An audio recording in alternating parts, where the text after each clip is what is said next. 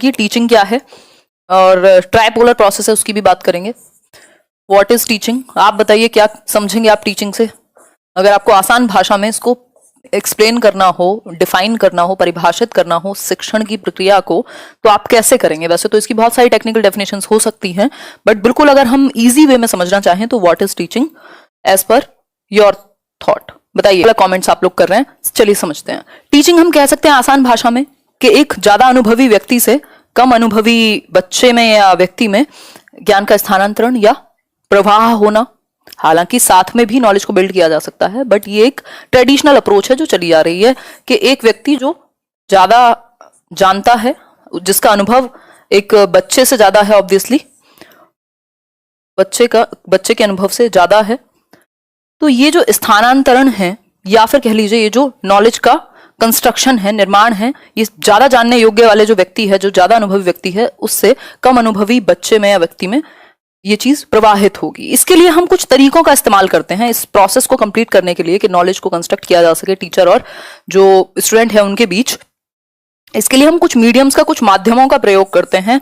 उन माध्यमों को ही हम क्या कह रहे हैं, शिक्षण सूत्र कह रहे हैं। कई बार हम कुछ सिद्धांतों का प्रयोग कर रहे हैं, इन सब की बात करने वाले हैं, है ना।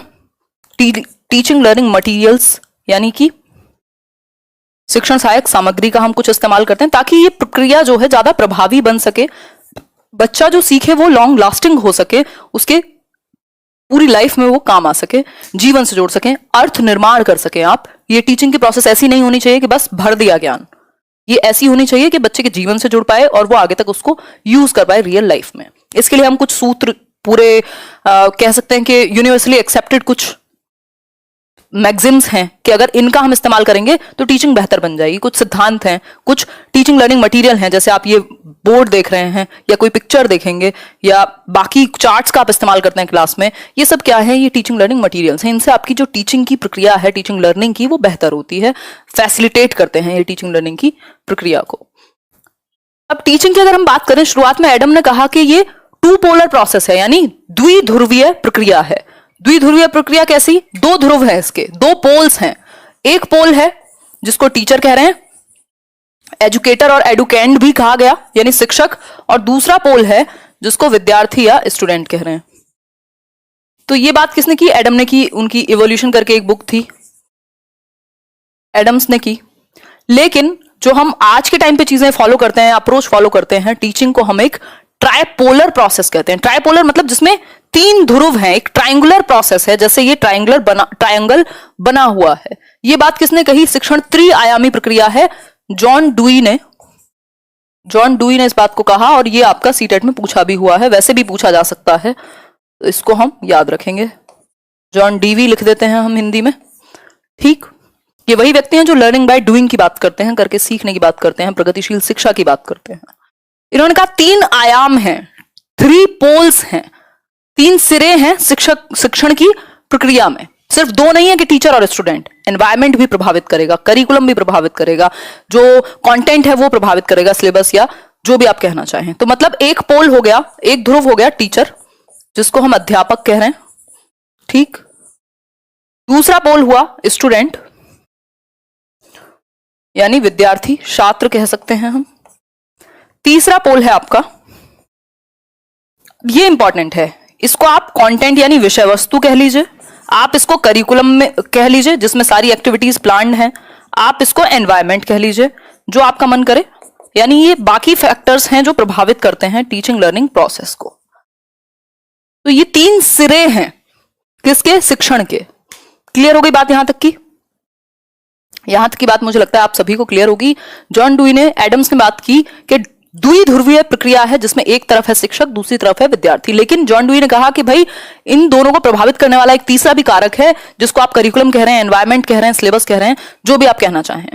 तो टीचर, छात्र यानी स्टूडेंट और करिकुलम या एनवायरनमेंट, ये तीनों एक दूसरे को प्रभावित करते हैं, और तब जाकर के एक क्या चीज बनकर के आती है, एक टीचिंग लर्निंग प्रोसेस अच्छे से कंटिन्यू हो पाती है। तो ये एक बेसिक बात हुई। अब हम कहां बढ़ेंगे, आगे बढ़ जाएंगे नेक्स्ट पॉइंट की तरफ।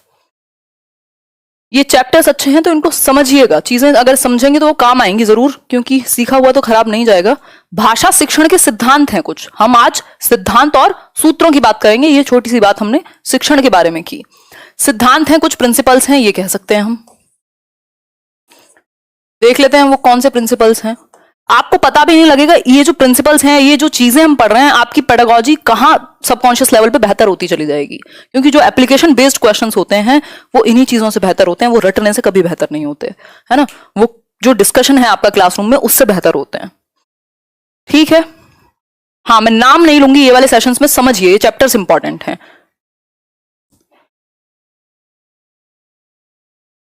ये प्रैक्टिस का टाइम नहीं है ना, ये सीखने का टाइम है। अभी थोड़ी देर में प्रैक्टिस करेंगे क्वेश्चंस की, तो वहां नाम वगैरह चलता है, बट चैप्टर समझ रहे हैं तो पहले समझ बनानी जरूरी है। अब इसमें कुछ सिद्धांत हैं। क्रियाशीलता का सिद्धांत, यानी एक्टिविटी करके सीखोगे।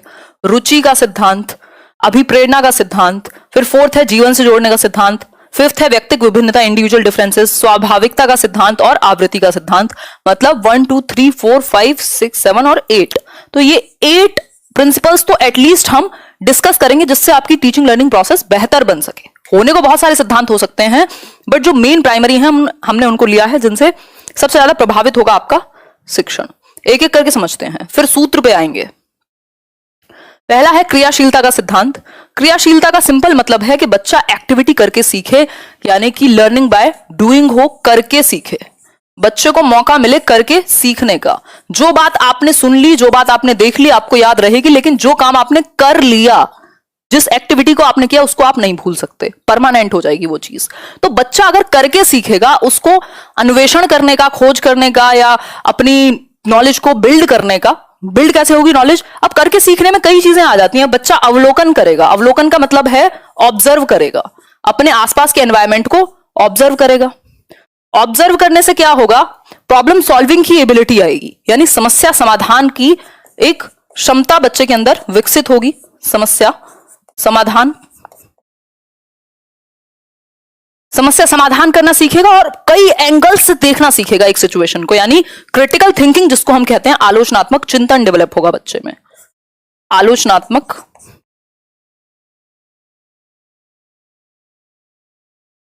चिंतन डेवलप होगा। ठीक है, बात यहां तक की? कोई समस्या नहीं होगी? हो तो बता दीजिए। बिल्कुल भाई, ऑब्जर्वेशन तो सारी जड़ है ना। अगर आप ऑब्जर्व कर रहे हैं, बच्चों को आप ऑब्जर्व करने का, अवलोकन करने का मौका दे रहे हैं, कुछ प्रयोग करने का मौका दे रहे हैं, तो क्या होगा? फिर आप प्रॉब्लम उसके सामने रख रहे हैं और आपने उसको, जब आपके सामने कोई भी प्रॉब्लम आती है तो आपने जितना भी ऑब्जर्व किया हुआ होता है, या जो भी आपके पुराने अनुभव होते हैं, जिस भी तरह से आप सारे एस्पेक्ट में उस प्रॉब्लम को देख पाते हैं, उन सब का इस्तेमाल करके उस प्रॉब्लम को सॉल्व करते हैं, करके सीखते हैं। ग्रुप्स का भी आप मौका देंगे, तो ये इस तरीके से जो ज्ञान होगा वो लाइफ लॉन्ग हो जाएगी। जो लर्निंग है मीनिंगफुल होगा, अर्थपूर्ण बनेगा, जो भी अधिगम होगा। आप इसको चाहें तो पीसीओ से याद रख सकते हैं। पीसीओ बोले तो प्रॉब्लम सॉल्विंग, क्रिटिकल थिंकिंग और ऑब्जर्वेशन। किससे? लर्निंग बाय डूइंग से डेवलप होगा। क्रियाशीलता के सिद्धांत से, एक्टिविटी के सिद्धांत से एक तरीके से डेवलप होगा। बात सही है यहां तक की? कोई समस्या नहीं अवंतिका? आलोचनात्मक मतलब आप लॉजिकली अलग अलग एस्पेक्ट देख पाए उस चीज के, जस्ट एक्सेप्ट ना करें, उसको समझ पाए, क्रिटिकली एनालाइज कर पाए, अगर उसमें कुछ कमी है तो उसको भी देख पाए। ठीक, आगे बढ़ेंगे। नेक्स्ट सिद्धांत है रुचि का सिद्धांत। इस बात से हम सभी अवगत हैं, आपको शायद इंटरेस्ट है, तभी हम लोग लगभग 3000 लोग अभी 11 मिनट के अंदर जुड़ गए हैं। मतलब रुचि का सिद्धांत, शायद मैं ऐसा मान के चल रही हूं कि मैं थोड़ी बहुत रुचि आपके अंदर सीखने को लेकर के जागृत कर पाती हूं, है ना। तो रुचि का सिद्धांत यानी इंटरेस्ट क्रिएट करा पाए आप बच्चे का। इंटरेस्ट कैसे क्रिएट होगा? कहानी, किस्से, कविता, कुछ कभी कभार हास्यप्रद बातें भी होती हैं, मजाक भी करते हैं हम लोग। क्या होगा? उससे इंटरेस्ट क्रिएट होगा। और जब आपकी किसी चीज में रुचि होती है तो आप आगे उसको एक्सप्लोर करना चाहते हैं कि और क्या है इसमें, उसको लाइफ लॉन्ग बनाना चाहते हैं। वो चीज जमती है दिमाग में जाकर के, नई नई चीजें आपका सीखने का मन करता है। फिर तो रुचि का सिद्धांत मतलब बच्चे का आप इंटरेस्ट डेवलप करा सकें। चाहे फिर आप एग्जांपल्स, उदाहरण ऐसे दीजिए, चाहे फिर कुछ किस्से, कहानियां, अनुभव लेकर के आइए क्लासरूम में। देखो, टीचर कोई ऐसी चीज नहीं है कि रोबोटिक हो, कि बस काम की बातें बता दो, हमें डेफिनेशन बता दो, क्वेश्चन करा दो, आंसर बता दो। ये डिस्कशन या जुड़ने की, लाइफ से जुड़ रहे हैं ना हम, मैं और आप, तो यहां कई बार फालतू बातें भी होती हैं और होनी चाहिए। अगर कोई एग्जैक्ट बिल्कुल किताबी बात करेगा तो फिर प्रॉब्लम हो जाएगी। क्यों? क्योंकि हम जुड़ नहीं पाएंगे, रुचि हमारी बन नहीं पाएगी। तो किस्से, कहानी, इन सब का इस्तेमाल हो सकता है। डिस्कशन करा सकते हो आप, बच्चों के जो भी टॉपिक हो उनकी जिंदगी से जुड़े हुए उनको ला सकते हो। इससे क्या होगा, वो आगे खुद करके सीखने की उसके अंदर क्षमता और अच्छे से विकसित होगी। ठीक है बात? ये देखो RS भारवी कितने खुश हैं। ये वाला रुचि का सिद्धांत ज्यादा इंपॉर्टेंट है। बाकी नेक्स्ट है अभिप्रेरणा का सिद्धांत, यानी मोटिवेशन। बहुत इंपॉर्टेंट चीज है। मोटिवेशन से होता क्या है? लोग कहते हैं मोटिवेशन बेकार की चीज है। खाना भी बेकार की चीज है, मत खाइए, है ना। तो मोटिवेशन से क्या होता है कि हमें एक दिशा मिलती है किसी चीज को शुरू करने की, किसी चीज को बनाए रखने की और किसी चीज के अंत तक पहुंचने की, है ना, किसी चीज को अचीव करने की। मतलब अगर आप अभिप्रेरित कर पाए, ये केंद्र में है अभिप्रेरणा सिखाने के, कि आप अभिप्रेरित कर पाए बच्चों को, उससे क्या होगा, जो अधिगम है वो दिशा निर्देशित बनेगा, दिशा निर्देशित बनेगा। एक गोल डायरेक्टेड प्रोसेस बन पाएगी कि आप उस गोल तक पहुंच पाए, बहुत सारी डिफिकल्टीज के बाद भी, बहुत सारी समस्याओं के बाद भी आप गिव अप नहीं करते। तो बच्चों को आपको मोटिवेटेड भी रखना है, चाहे वो आपके उदाहरण हो, चाहे वो फिर आपका एक्टिविटी हो, चाहे वो फिर कुछ और उनके जीवन से कुछ इंस्पिरेशन लेना हो। तो इससे क्या होगा, दिशा मिलेगी एक बच्चे को, वो उस चीज को करना चाहेगा। अगर आपको पता ही नहीं आप क्यों कर रहे हैं कुछ, तो करेंगे क्यों? ठीक है,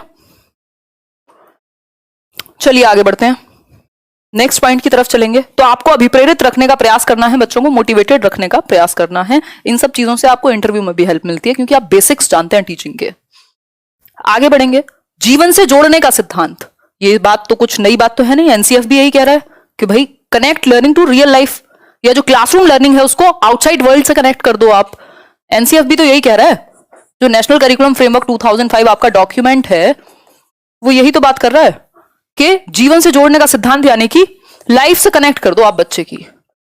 connect learning to life itself, life से क्या कर दो, कनेक्ट कर दो। जो क्लासरूम में चीजें हैं वो जिंदगी से जुड़ पाए, यानी आप उदाहरण ऐसे देते हैं, आप एक्टिविटीज ऐसी कराते हैं, आप बच्चे को ग्रुप में सीखने का मौका देते हैं जिससे वो एक दूसरे से जुड़ पाए, जो रियल लाइफ में प्रॉब्लम्स हैं उनको सॉल्व कर पाए। जो आप चैप्टर पढ़ा रहे हैं उसका रियल लाइफ इंप्लीकेशन क्या है। मैं और आप जब चाइल्ड डेवलपमेंट पढ़ते हैं तो दुनिया में जाकर के घुस करके पढ़ते हैं, बिल्कुल, है ना। उसका मतलब क्या है कि हम कनेक्ट कर पा रहे हैं कि जिंदगी में कहां काम आएगा ये। जब लाइफ से बच्चे की आप जोड़ेंगे, ऐसे एक्सपीरियंसेस से कनेक्ट करेंगे जो उसने या तो लिए हैं या तो देखे हैं आसपास प्रत्यक्ष रूप से, तो बेहतर सीख पाएगा। तो आप लाइफ से कनेक्ट करें लर्निंग को, जीवन से जोड़ पाए, रियल लाइफ एग्जांपल्स यानी वास्तविक जीवन के उदाहरण दे पाए, रियल लाइफ एग्जांपल्स आप प्रस्तुत कर पाए यदि, तो इट वुड बी ग्रेट। वैसे ये एरिक्सन कहते हैं कि आपकी यारी दोस्ती का समय, मतलब वो कहते नहीं है, उनकी थ्योरी से ये बात निकल के आती है कि आइडेंटिटी क्राइसिस और इंटीमेसी वर्सेस आइसोलेशन दोनों आगे पीछे ही हैं। और ये क्रिटिक भी है उनका कि आपको उसी समय पे यारी दोस्ती भी करनी है, आपका इमोशनल उतार चढ़ाव का साल टाइम भी है, पीरियड भी है, और आपके करियर का भी टाइम है। तो या तो बैलेंस कर लो या तो फिर किसी एक में डूब जाओ। तो मैं वो बूढ़े लोगों की तरह तो नहीं कहूंगी, बट फिर करेज रखिए बैलेंस करने का। व्यक्तिक विभिन्नता का सिद्धांत, व्यक्तिक विभिन्नता का सिद्धांत यानी इंडिविजुअल डिफरेंसेस हैं बच्चों में। भाई सबकी रुचि अलग होगी, सबकी क्षमता अलग होगी, सबकी कार्यशैली अलग होगी, स्टाइल सीखने की, है ना।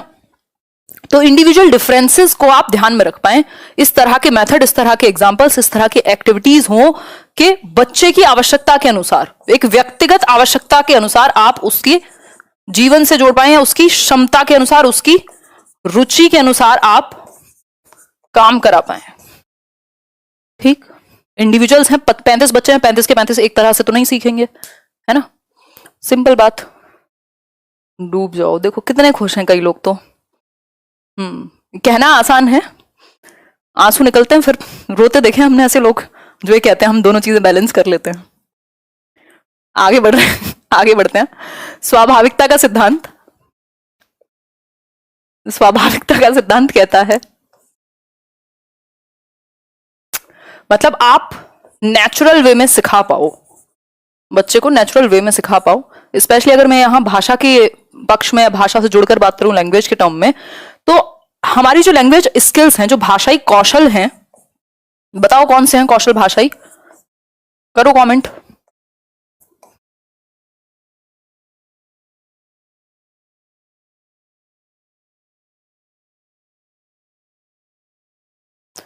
4 भाषाई कौशल हैं और हम स्वाभाविक रूप से उनको सीखें तो अच्छा होगा, एक सीक्वेंस में हम उनको सीखें नेचुरली तो अच्छा होगा। बहुत बढ़िया। देखो लक्ष्मी नारायण को सब पता है, कह रहे हैं कईयों की लाइफ बर्बाद हो गई है जी। बिल्कुल सच है बात, उनको वैसे बर्बाद ही करनी थी फिर, क्योंकि अगर आप रो पीट भी लेंगे तो कब तक रोगे। अगर प्रायोरिटी दोनों चीजें इंपॉर्टेंट थी, करियर भी और दोस्ती यारी भी, तो फिर इंपॉर्टेंस तो देनी पड़ेगी ना दूसरी चीज को भी। खैर तभी मतलब ये खैर ये अलग ज्ञान हो जाएगा, बट आई ऑलवेज से कि करेज है तब कुछ कीजिए, अदरवाइज तो रहने दीजिए, चुपचाप पढ़ाई कर लीजिए, पता चले कहीं के भी ना रहे। तो हर किसी से नहीं संभलती चीजें। बहुत बढ़िया। सुबोपली कह रही है कल्पना, बिल्कुल सही बात है। अगर ढा को हटा दें यहां, लिसनिंग, स्पीकिंग, रीडिंग, राइटिंग ये स्वाभाविक सीक्वेंस में हो तो अच्छा है, यानी एक नेचुरल ऑर्डर में चलें तो अच्छा है। तो भाषा के जो कौशल है या सीखना है वो नेचुरल ऑर्डर में होना चाहिए। जबरदस्ती आप टेक्निकली रटवाइए मत, कुछ नेचुरली सिखाइए बच्चे की क्षमता और उसके इंटरेस्ट के अकॉर्डिंग। नेक्स्ट पर बढ़ेंगे, लोकतांत्रिक मूल्यों का सिद्धांत। लोकतांत्रिक मूल्यों का सिद्धांत मतलब आपका जो क्लासरूम एनवायरनमेंट है वो ऐसा हो, कक्षा का जो माहौल है कि बच्चे को प्रजातांत्रिक मूल्य उसके अंदर विकसित हो, हर कोई अपनी बात को कह सके, सुन सके आप उसकी बात को, टॉलरेंस आपके अंदर आए, टॉलरेंट बन पाए बच्चा, मतलब सामने वाले की बात को सुन पाए, अपनी बात को कह पाए, स्वतंत्रता हो सबको अपनी बात कहने की, सबके भले के लिए सोच पाए। तो इस तरह के लोकतांत्रिक मूल्य डेवलप हो, स्वतंत्रता हो अपनी बात कहने की, शिक्षक भी सुने आपकी बात, ऐसा नहीं है डंडा लेकर के हाथ में बैठे हैं, आपके मन की होगी तो बहुत अच्छा, नहीं अगर आपके बिलीफ्स के ऑपोजिट अगर कोई बात कहेगा तो आप नहीं सुन पाएंगे, ऐसा नहीं होना चाहिए। तो ये चीज भी हमारे अंदर होनी चाहिए, जो माहौल है वो डेमोक्रेटिक होना चाहिए क्लासरूम का, और ऐसे मूल्य ही हमारे लिए आगे जीवन तक के लिए विकसित हों क्लासरूम में कि सब एक दूसरे की बात को सुन पाए, सम्मान कर पाए, अंतरों का जो हमारे अंदर विभेद है उनका, यूनिटी इन डाइवर्सिटी आ पाए।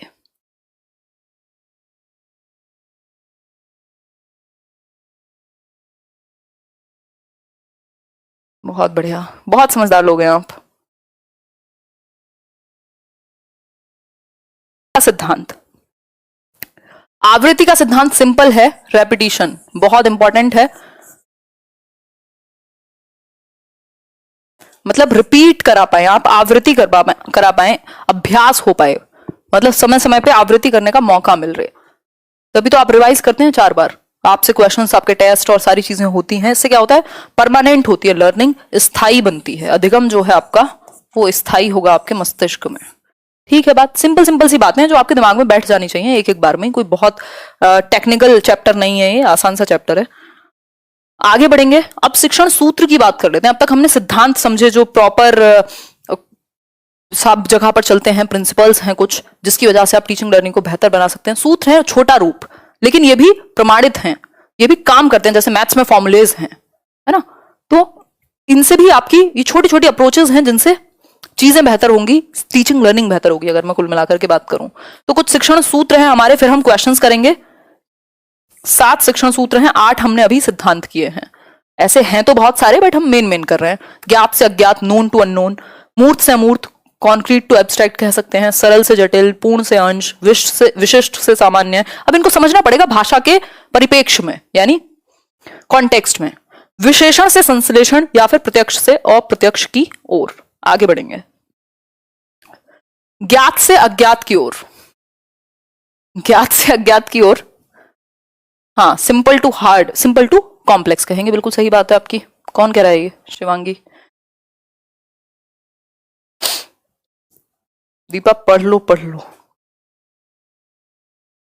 बहुत अच्छा लगा टॉपिक, सही है पूजा जी, अभी चल रहा है ना। अच्छा सेशन को डिसलाइक कौन करता है? कोई बात नहीं अक्षय जी, ऐसा कुछ नहीं है यूट्यूब पर या दुनिया में, कितना भी अच्छा हो कुछ भी, कि जिसको नापसंद करने वाले लोग ना हो, क्या कर सकते हैं। इसी बात पे लाइक शेयर कर देना कम है। चलो आ जाओ, ज्ञात से अज्ञात यानी known to unknown. Known to unknown इसका मतलब क्या है? जो बच्चा जानता है, जो उसकी प्रीवियस नॉलेज है, या जो आसान चीज है, उससे आप कॉम्प्लेक्स की तरफ लेके जाते हैं। आपने रियल लाइफ में कोई कहानी कविता सुनाई, फिर आप नियम की ओर लेके जा रहे हैं उसे। मतलब जिस चीज से वो जुड़ पाए, जिस चीज को वो जानता है, उससे अज्ञात की ओर लेके जाइए, अननोन की ओर लेके जाइए। चाहे वो नियम हो सकते हैं, चाहे वो फिर धीरे धीरे आप देखते हैं क्लासेस वाइज भी कॉम्प्लेक्सिटी बढ़ती जाती है। सिंपल टू कॉम्प्लेक्स कीजिए, पहले आसान चीजें फिर जटिल चीजें। इसको आप दूसरे टर्म में ये भी कह सकते हो, simple to complex. Even inductive method से भी ये प्रभावित हो जाएगा, एग्जाम्पल टू रूल जाना कह सकते हो। तो ये एक सूत्र हुआ। आगे बढ़ेंगे, मूर्त से अमूर्त, मतलब जो जिन चीजों को बच्चा देख सके, टच कर सके, फील कर सके, उनको हम मूर्त कहेंगे। तो जिनको वो देख सकता है, जो उसके अनुभव में है ऑलरेडी, उनसे आप उस तरफ लेके जाते हो जो विचारों में है। तो अनुभव से विचारों में है, या तो कल्पना में है, या फिर कल्पना में है। कल्पना आपकी दोस्त या दुश्मन नहीं, कल्पना इज इमेजिनेशन, कि आप कुछ इमेजिन कर पाए। तो मूर्त से अमूर्त की ओर, कॉन्क्रीट टू एब्स्ट्रैक्ट, जिन चीजों को मान लीजिए मार्कर है या सेब दिखा रहे हो या कुछ प्लैनेट्स पढ़ा रहे हो, तो एक मॉडल दिखा दोगे, उसको टच करके वो देख पाएगा, अच्छा ये सीक्वेंस है प्लैनेट्स का, ये ग्रह ऐसे होते हैं। तो वो मूर्त से अमूर्त की ओर, ताकि वो उस चीज को समझ पाए जो सामने नहीं है, लेकिन उससे जोड़ दिया आपने जो सामने है। क्लियर हो गई बात? आगे बढ़ेंगे। सरल से जटिल वही बात हो गई घुमा फिरा के, जो हमने अभी नोन टू अननोन में की थी। पहले आप आसान चीजें देते हो, फिर उनको धीरे धीरे कॉम्प्लेक्सिटी का लेवल बढ़ाते जाते हो, और ये सिंपल बात है। पूर्ण से अंश की ओर, अब ये पूर्ण से अंश की ओर क्या है? होल टू पार्ट्स कह सकते हैं हम, होल टू पार्ट्स। मतलब क्या हुआ इसका? भाई हम क्या करते हैं, जब कोई बड़ी सी कविता पढ़ाई या कविता पढ़ाई हमने, कोई पाठ पढ़ाया, तो उसका पूरा सारांश या जो भी मेन कंक्लूजन है वो पहले देंगे, फिर हिस्सों के बारे में बताएंगे। पढ़ लिया, अब एक मेन जो भी मकसद है वो आपने एक्सप्लेन कर दिया, फिर आप पार्ट्स को डिटेल में एक्सप्लेन कर रहे हो। तो होल टू पार्ट्स, इससे क्या होगा? एक समग्र सोच बनेगी, समग्र समझने की क्षमता विकसित होगी बच्चे के अंदर। ठीक है बात? ठीक है। राम राम सत्यम चौधरी, ग्रेट। समझने की कोशिश कीजिए, कमेंट्स की कोई बहुत ज्यादा आवश्यकता नहीं है। आगे बढ़ेंगे नेक्स्ट पॉइंट पे। अभी मौका मिलेगा आपको कमेंट करने का, अभी क्वेश्चंस आने वाले हैं इनके बाद। विशिष्ट से सामान्य की ओर, अब ये कैसे काम करेगा, इसमें आपको कंफ्यूजन क्रिएट होगी, अभी उसी को समझना है। स्पेसिफिक टू जनरल कह सकते हो आप इसको। ठीक, ये सिंपल आगमन विधि का आपको यहां एग्जांपल मतलब यूज करना है, इंडक्टिव मेथड का। विशिष्ट क्या है? कोई एक स्पेसिफिक एग्जांपल। विशिष्ट आपका कोई दोस्त, कोई और व्यक्ति, माँ बाप आपके जो आपको बहुत प्रिय हैं, वो आपके लिए विशिष्ट है। लेकिन जब वो 100 लोगों में जाते हैं बाहर दुनिया में, तो वो जनरल है, मतलब वो सामान्य है। तो ऐसे एग्जाम्पल आप लाइफ के लाइए जिससे बच्चा स्पेसिफिकली जुड़ पाए।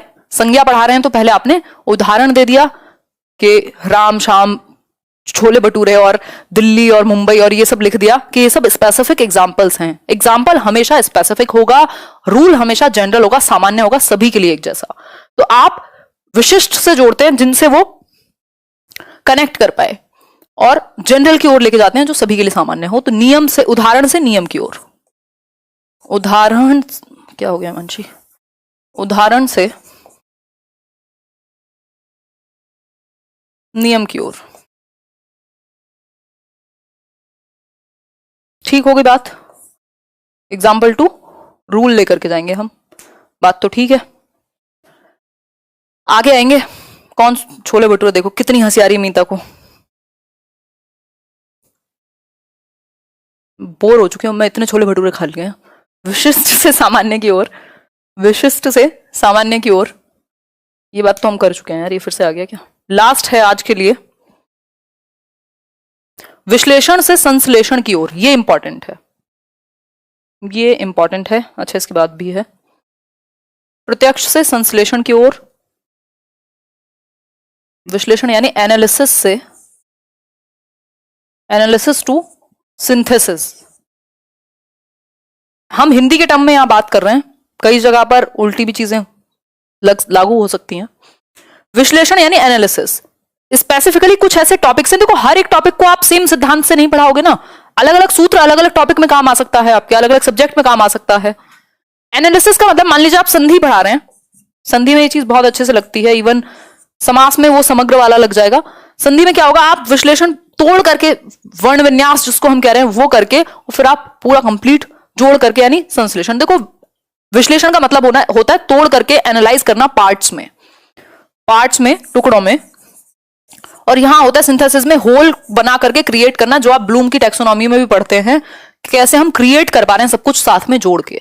तो संधि में जब आप संधि विच्छेद कर रहे हैं, वर्ण विन्यास कर रहे हैं और बाद में कंप्लीट वर्ड को विद्या प्लस आल्य जो आप करते हैं वो यहाँ एनालिसिस, और विद्या प्लस आल्य इज इक्वल टू विद्यालय कर दिया आपने तो वो सिंथेसिस। तो कई बार हमें इससे एनालिसिस से विश्लेषण से संश्लेषण की ओर जाना होता है। ठीक हो गई बात यहां तक की? ज्यादा सीरियस लग रही हूं क्या मैं? बोलने में एनर्जी लगती है यार, आज थोड़ा धीरे बोल रही हूँ, रुक रुक के विराम देके अपने गले को। प्रत्यक्ष से अप्रत्यक्ष की ओर। प्रत्यक्ष से अप्रत्यक्ष का मतलब है जो डायरेक्ट आपके एक्सपीरियंस में है, जो डायरेक्ट बच्चे के एक्सपीरियंस में है, जिसको वो डायरेक्ट देख सकता है अपने आसपास, उससे इनडायरेक्ट की ओर आप लेकर के जाएंगे। कोई समस्या इसमें होनी नहीं चाहिए, सिंपल बात, थोड़ी बहुत बकवास है ना। हिंदी में इंग्लिश कौन है ये मैम? आप सार्कास्टिक हैं। हाँ, sarcasm is good, humour is good, health के लिए अच्छा है। अब कुछ क्वेश्चंस कर लें हैं, सार्केज्म भी मत रहने दो, हैं जीवित मत रहने दो। कोई शिक्षक या शिक्षिका बन जाए तो उसको बिल्कुल डेड सीरियस हो जाना चाहिए क्या? नहीं होना चाहिए, खुश रहना चाहिए। देखो एक बार क्वेश्चन देख लो अब इसी बात पे। शिक्षक के रूप में आप अपनी क्या जिम्मेदारी महसूस करते हैं? देखो ये डायरेक्टली और इनडायरेक्टली दोनों तरीके से पूछे जा सकते हैं, जरूरी नहीं है ये सिद्धांत डायरेक्टली ही पूछे जाएं आपसे, इनडायरेक्टली भी काम करेंगे। तो एक भाषा शिक्षक के रूप में, हमने शिक्षण और शिक्षक की बात की थी, आप क्या महसूस करते हैं? देखो एक तो आपको एनवायरनमेंट ऐसा देना है बच्चे को जिसमें वो फल फूल सके। पहला ऑप्शन है समय सीमा के भीतर सिलेबस खत्म करा दें, समय सीमा के भीतर पाठ्यपुस्तक पूर्ण करना, बच्चों का भाषा के विविध स्वरूपों और प्रयोगों से परिचय, या फिर बच्चों द्वारा भाषा परीक्षाओं में अच्छे अंक लाना। आंसर कीजिए।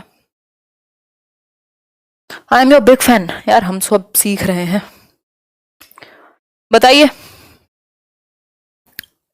देखो अंक लाना, सिर्फ सिलेबस खत्म कर देना, ये सब बढ़िया चीजें नहीं है। बढ़िया क्या है? बच्चों का भाषा के विविध स्वरूपों, यानी जो डिफरेंट एस्पेक्ट हैं और डिफरेंट सिचुएशन में बच्चा प्रयोग करना सीख जाए लैंग्वेज को, वो सबसे इंपॉर्टेंट है। चाहे वो कहानी हो, उपन्यास हो, या फिर आपका कविता हो, नाटक हो, एकांकी हो, इन सब से जुड़ पाए। अलग अलग जो पक्ष हैं, गद्य पद्य कविता कहानी, इन सब से जुड़ पाए, ये बेहतर रहेगा। ये आपकी जिम्मेदारी है कि अलग अलग पक्षों से जोड़ पाए आप भाषा के। ठीक, मेन उद्देश्य ये नहीं है कि सिलेबस खत्म हो जाए टाइम पे। अब मैं ये सोचूं कि नहीं इतने मिनट में ये खत्म कर देना है, तो वो प्रॉब्लमेटिक है। हो सकता है थोड़ा बहुत लचीलापन होना चाहिए, time table is important but flexibility जरूरी है। नेक्स्ट है हिंदी भाषा शिक्षक को यह स्वीकार करना चाहिए कि, किस चीज को एक्सेप्ट करे हिंदी भाषा शिक्षक यानी हिंदी लैंग्वेज टीचर को यह स्वीकार करना चाहिए कि गलतियां सीखने सिखाने की प्रक्रिया का अभिन्न हिस्सा हैं, गलतियों पर बिल्कुल ध्यान न देने से सुधर जाती हैं अपने आप, या फिर बच्चों को उनकी गलतियां समझाना उनके भाषा विकास में महान बाधा है कि गलतियां अगर आपने समझा दी, या फिर बच्चों को भाषा सीखना ही जरूरी नहीं है। फिर क्या मतलब तेल बांट रहे हैं आप भाषा शिक्षक बन के स्कूल में, अगर सीखना जरूरी नहीं है तो? बताओ एक बार, आंसर कीजिए। गलतियां सीखने सिखाने की प्रक्रिया का अभिन्न हिस्सा हैं, ऐसी चीज है जिसको आप हटा नहीं सकते, नेचुरल है बच्चे का गलती करना। जो एरर्स हैं वो नेचुरल हैं, गलती करना ऐसी चीज है, ऐसा कोई व्यक्ति नहीं है दुनिया में जिसने सीखा हो और गलती ना की हो, है ना। तो गलतियां करना एक ऐसा हिस्सा है जिसको आप हटा नहीं सकते हो। बाकी ऐसा नहीं है कि गलतियों पर ध्यान ना देने से सुधर जाएंगी, या गलती समझा दोगे तो बड़ी परेशानी हो जाएगी, या सिखाना जरूरी नहीं है। ये तो बेतुकी बातें हुई। आगे बढ़ेंगे। देखो दो ही तरीके हैं क्वेश्चन को सॉल्व करने के पेडागोजी में, या तो आप एलिमिनेट कर लो, अगर आप एलिमिनेट कर पाए बाकी के 3 नेगेटिव ऑप्शन हटा के तब तो ठीक हो सकता है, लेकिन ऐसा भी बहुत बार होता है पेडागोजी में कि चारों ऑप्शन सही होंगे, आपको पता नहीं लगेगा नेगेटिव कौन सा है, तो आपको फिर बेस्ट चूज करना है। तो ये 2 तरीके काम आएंगे। भाषा शिक्षक को स्वयं अपनी भाषा प्रयोग की क्षमता को बढ़ाना चाहिए, क्योंकि उसका भाषा प्रयोग कक्ष में भाषा वातावरण का निर्माण करता है, वह भाषा का शिक्षक है, विद्यालय का निर्देश है, या फिर इससे वह दूसरों पर प्रभाव डाल सकता है। सिंपल बात है, उसका भाषा प्रयोग कक्ष में भाषा वातावरण का निर्माण करता है। यदि मैं यहां सही हिंदी या सही इंग्लिश ना बोलूं, मैं इंग्लिश को इंग्लिश बोलूं, भाषा को भाषा बोलूं, तो क्या होगा? प्रभाव आप पे भी कोई अच्छा नहीं पड़ेगा। हालांकि अब आप लोग बहुत बड़े हो चुके हैं, ऐसा नहीं है कि छोटे बच्चे हैं कोई, लेकिन फिर भी वो चीज प्रभावित करेगी। तो कोशिश करनी चाहिए लैंग्वेज टीचर को स्पेशली, या सभी को मैं तो कहूंगी कि अपनी भाषा पे हम काम कर सकें। ऐसा थोड़ी है कि आप दुनिया के पहले व्यक्ति हैं जिस पर क्षेत्रीय प्रभाव है। आप अगर ये कहें कि नहीं हम तो इस पर्टिकुलर स्टेट से हैं या इस पर्टिकुलर जगह से हैं, ये तो सही हिंदी और इंग्लिश तो वही बोलेंगे जिनको मौका मिला है शहरों का या इस तरीके का, तो फिर ये कहीं ना कहीं बहाने ज्यादा बन जाते हैं। क्योंकि अगर आप एफर्ट करेंगे तो लैंग्वेज पे काम किया जा सकता है, एटलीस्ट इतना किया जा सकता है कि आप नॉर्मली उसको यूज कर पाए। ठीक, तो उसकी भाषा प्रयोग जो है वो वातावरण, आपका एक एनवायरनमेंट क्रिएट होता है आपके बात करने से, या आपकी भाषा से बच्चे प्रभावित होते हैं। शिक्षक से सबसे ज्यादा प्रभावित होते हैं, स्पेशली अगर आप प्राइमरी या एलिमेंट्री क्लासेस में जा रहे हैं तो आपका बहुत बड़ा योगदान है उनकी पर्सनैलिटी को शेप करने में। ठीक है बात, तो वह भाषा का शिक्षक है, विद्यालय का निर्देश है, दूसरों पर प्रभाव। आप हवाबाजी करने के लिए थोड़ी है दुनिया में, कुछ बेहतर एग्जाम्पल से लीड करने के लिए हैं। आगे बढ़ेंगे। नेक्स्ट है, भाषा शिक्षक की भूमिका में महत्वपूर्ण यह है कि वह, मतलब आप एक लैंग्वेज टीचर हैं तो इसके अनुसार कौन सी एक बात सही सटीक बनेगी, बताओ एक बार। भाषा शिक्षक की भूमिका में महत्वपूर्ण यह है, क्या क्या इंपॉर्टेंट है। देखो एमसीक्यू आने हैं पेपर में, आप क्वेश्चन को पढ़ के समझ पाए तो कोई नहीं पूछेगा आपने इंग्लिश मीडियम में पढ़ाई की थी कि हिंदी में की थी या दोनों को मिला करके की थी। तो नंबर से मतलब है। यहाँ पाठ्य पुस्तक आधारित आकलन के स्थान पर अलग अलग क्वेश्चंस दे रहे हैं। आप देखो बहुविकल्पी तो तैयार करना, एकमात्र आधार ओनली की तरफ लेके जाए तो ज्यादा चांसेस है कि गलत होगा। समय सीमा के भीतर पूर्ण करना, पाठ्य पुस्तक की सीमा से स्वतंत्र होकर विविध संदर्भों में भाषा का प्रयोग। देखो ये वाला पार्ट दिख जाए ना, जहां विविध संदर्भों में भाषा प्रयोग, बेस्ट होगा आंसर। बहुत ज्यादा चांसेस हैं क्योंकि आपका मकसद है कि बच्चा नेचुरली अपने आप को एक्सप्रेस कर पाए अलग अलग सिचुएशन में। कई बार उसको वाद विवाद में शामिल होना है तो वहां अपनी बात कह पाए, कई बार उसको कविता कहानी गानी है तो वो उस बात को अपने तरीके से कह पाए, कोई अनुभव शेयर करना है तो उस तरीके से अनुभव को अभिव्यक्त कर पाए। तो पाठ्य पुस्तक सब कुछ नहीं है, पाठ्य पुस्तक एक संसाधन है। ये क्वेश्चन भी आता है कई बार, तो आपको पाठ्य पुस्तक को एक संसाधन, एक रिसोर्स मानना है, लेकिन सर्वो-सर्वा नहीं मानना, मतलब सब कुछ नहीं मानना कि भगवान नहीं है पाठ्य पुस्तक, एक संसाधन है। इसके अलावा भी आपको चीजों को इस्तेमाल करना है सिखाने के लिए। ठीक है, text book is only a source या फिर वन ऑफ द सोर्सेस। आगे बढ़ेंगे, नेक्स्ट क्वेश्चन पे बढ़ेंगे। क्वेश्चन नंबर 5, भाषा शिक्षक के रूप में आपके लिए महत्वपूर्ण है, यानी एक लैंग्वेज टीचर के रूप में क्या महत्वपूर्ण है। आंसर होगा बच्चों द्वारा बेझिझक भाषा प्रयोग करवाना। बात तो ठीक है, लेकिन कुछ और देखते हैं। बच्चों द्वारा त्रुटि रहित, ऐसा तो हो ही नहीं सकता ना कि गलती हो ही ना। बच्चों से पाठ्य पुस्तक पढ़वाना ठीक है, बट नॉट सो गुड। बच्चों से विस्तार गृही कार्य करवाना, यानी कि होमवर्क करवाएं, जी नहीं। सिंपल बात है, बच्चों द्वारा बेझिझक भाषा प्रयोग यानी अपने आप को अभिव्यक्त कर पाए बच्चा, सबसे अच्छी बात है। भाषा प्रयोग बहुत अच्छा ऑप्शन है, यदि आप कभी भी कंफ्यूज हो तो आप जा सकते हैं इसके साथ, बट रटना नहीं है, क्वेश्चन को भी देखना है। आवृत्ति का नियम पढ़ा था, जिसको आप अभ्यास का नियम भी कह सकते हैं। परीक्षा ना ले पाए तो मुश्किल हो जाएगा। अभ्यास को क्या मानते हैं आप? उत्तर देना सिखाता है, भाषा के बारे में बताता है, तार्किक बनाता है, पाठ को समझने में मदद करता है। क्या कहोगे, क्या कहना चाहोगे, बताओ एक बार। ऑप्शन, पाठ को समझने में मदद करेगा, अंडरस्टैंडिंग बेहतर होगी आपकी प्रैक्टिस से। ठीक है बात। संस्कृत, ओके, चलिए आगे बढ़ते हैं।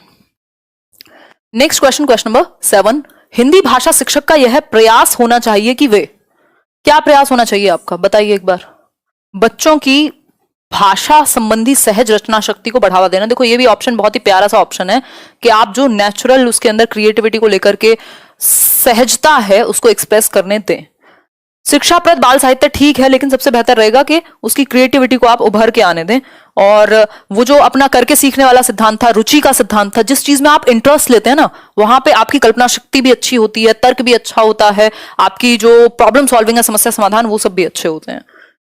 भाषा अध्यापक को बच्चों में भाषा सिद्धांतों की समझ विकसित करने पर बल देना चाहिए। अलंकारिक भाषा का प्रयोग, विविध संदर्भों में भाषा का प्रयोग या फिर शुद्ध भाषा प्रयोग की क्षमता विकसित करने पर बल देना चाहिए। अब देखो ये चारों ऑप्शन ऐसे हैं जिनमें से एक भी नेगेटिव नहीं है, तो आपको बेस्ट चूज करना पड़ेगा। क्वेश्चन क्या पूछ रहा है उसके अनुसार बेस्ट चूज करेंगे, अपनी मर्जी से नहीं, है ना।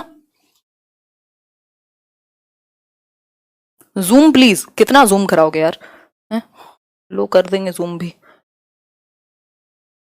फोन को लेटा लो ऐसे। सी ऑप्शन, मतलब विविध संदर्भों में भाषा का प्रयोग, भाई अलग अलग जगह पे अलग अलग कॉन्टेक्स्ट में लैंग्वेज को यूज करना सीख जाए, सबसे बेस्ट रहेगा। फिर शुद्ध तो हो ही जाएगा धीरे धीरे, मेन शुद्ध नहीं है, मेन अभिव्यक्ति पे इंपॉर्टेंस देनी है आपको कि अभिव्यक्ति अच्छी हो, एक्सप्रेशन अच्छा हो। धीरे धीरे फिर जब एक्सप्रेशन अच्छा होगा तो बाकी चीजें अच्छी हो जाएंगी। ठीक है, सिर्फ अलंकारिक भाषा यानी सुंदर सुंदर शब्द कह पाए ऐसा जरूरी नहीं है, और सिद्धांतों की ही समझ नहीं, सिद्धांत ये सारी चीजें ऑटोमेटिकली इंक्लूडेड हैं कि आप अलग अलग कॉन्टेक्स्ट में बच्चा लैंग्वेज को यूज करना सीख जाए, दैट इज इंपॉर्टेंट।